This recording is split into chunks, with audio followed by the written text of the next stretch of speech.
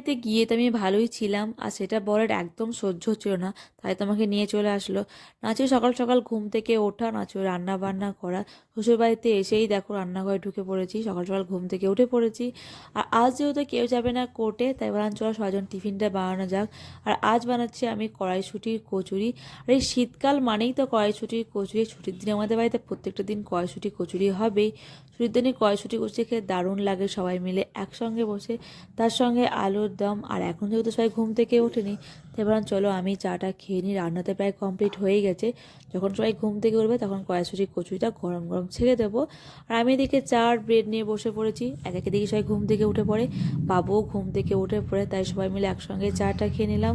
তারপর চলে এলাম কড়াইশুঁটি কচুরিটা বানানোর জন্য, কারণ বাবু আগে দেখে পেয়েছে লুচি বানানো হবে, তাই ও তো ভীষণ খুশি খাবার জন্য।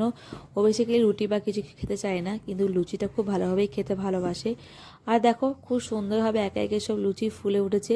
আমি ভাবছিলাম কি হবে, কিন্তু সব লুচি প্রায় বানানো হয়ে গেছে, সবগুলো খুব সুন্দর ফুলে উঠেছে।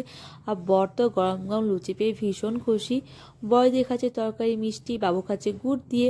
আর বাবু তো নিজে হাতেই খেয়ে শিখে গেছে, তো নিজে হাতেই ও খাচ্ছে। তো বাই, তোমরা সাবস্ক্রাইব করে যাবে।